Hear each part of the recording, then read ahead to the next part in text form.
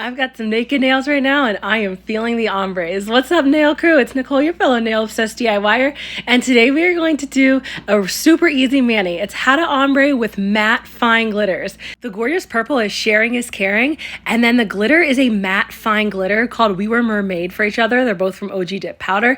If you haven't tried matte fine glitters yet, oh my gosh, you are missing out. Matte fine glitters look awesome if you wear them shiny, or if you do a matte top coat over. It's just such a different look. And it's so fun, like a change if you're somebody who likes glitter, but you don't necessarily want like them to be super, super sparkly. I always start out with my solid colors first, and I did 2 dips of the Sharing is Caring purple color.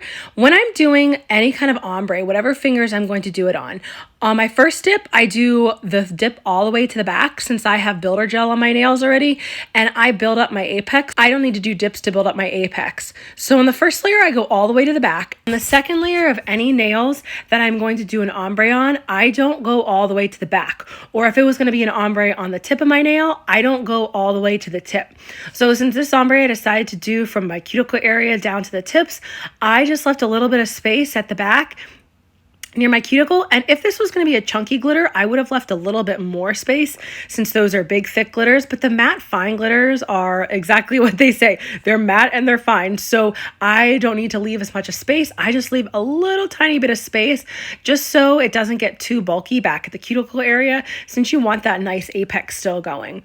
And once I do those 2 dips, I go through on my pointer finger and add a layer of clear and then activate that. Anytime that I'm doing glitter on my nails, if I'm going to have any solid nails, whether it's a straight flat solid or a shimmer, which I kind of consider that a solid too, I always like to go through and top coat them with clear dip powder and then activate it. This way I don't accidentally contaminate my solids or my shimmers with any kind of glitter. If you're like me and you're messy, this is going to be a key step for you in not contaminating your solids or shimmers with any kind of glitter. As soon as the activator's on, I just jump right into doing my glitter. Let's jump right in on this ombre. I like to push my cuticles back since I'm going to be doing it from the cuticle line. Whenever you add your dip base liquid on it, it's definitely easier when you are using medium dry or longer drying liquids, which I am. I'm using a medium dry liquids, and I like to get a big fluffy eyeshadow brush for these matte fine glitters.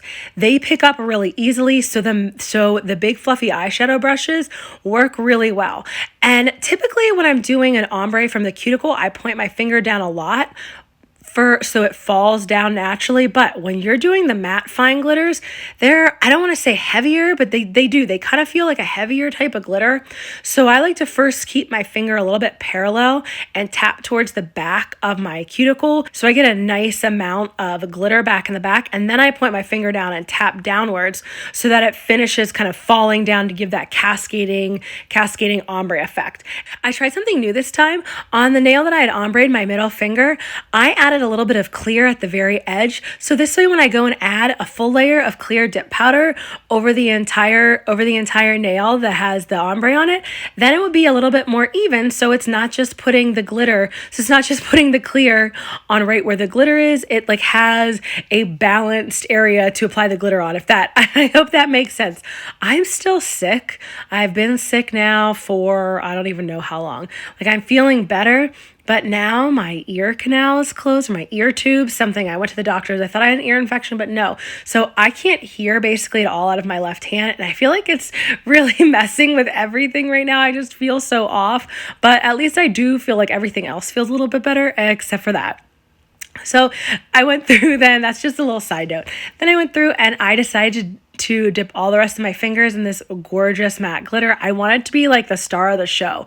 So when you're dipping matte glitters, it's like when you're dipping any other glitter, you want to lay your nail flat into it, and they lay so beautifully. One thing I do notice when you're doing a matte fine glitter, I keep saying that word, it's going to be like a drinking game. Every time I say that, you have to take a shot. Everybody will be very, very intoxicated by the end of this video. But when you're doing the matte fine glitters, you want to make sure when you're doing the second layer that you add a little bit more dip base than you normally would, because for some reason these glitters seem to soak up the dip base. But you can see my nails still don't get thick. So it's like the liquid soaks in between all the little glitters, all these matte fine glitters. And then I do, since I'm using dip liquids, I go over every single nail with a layer of clear dip powder and really make sure it's fully encapsulated. I don't want to mess up any of these gorgeous glitters. I wanted them to show like this beautiful, you know, aqua-y, green, blue color along with the purple. And the Sharing is Caring purple solid ended up matching so well to it. You'll see at the end when I go through that the glitter literally blended into the solid. I mean, it was like the perfect ombre because the colors matched so well. If you're somebody who's struggling with applying glitters, fine glitters are going to be your best friend. They're so much easier to apply and they go on so nicely. You really don't have to press them down much at all. I couldn't find my masking tape that I normally use or my painter's tape. I happen to have part of a baggie that had like those little poppers on them. So I just tried using that because I'm really trying not to touch my skin with any kind of dip products or any kind of nail products. So you can pretty much use any plastic to press them down, especially when you're using these fine glitters because they don't need much pressing whatsoever. And the clear soaks in really nice in between all the little layers of the matte fine glitters. You want to make sure that you always get any clear that you have off your skin and any dip really. You want to trace around your cuticles after every dip that's back near your cuticle to make sure that you don't have any excess left on your skin before you go to your next step. That's just going to keep the dip from lifting a lot faster if you get it off your skin right away. Then I went through and I activated all my nails, or I buffed and shaped off camera. I actually meant to show it, but I forgot to film it. I forgot to press record. Now I'm going through and I'm doing my top coating, and you can see how the matte fine glitters look without any top coat. They look so cool. They would look so cool matte. I was thinking about doing matte for everything, but my gels were put away, and at this point it was the end of the night and I was really tired. There was no way I was getting up to find all my gels, especially because I had my dip liquids out and I knew that the matte fine glitters would look so cool shiny as well. Check out this next video for more easy dip nails. Thanks so much for joining me today, nail crew.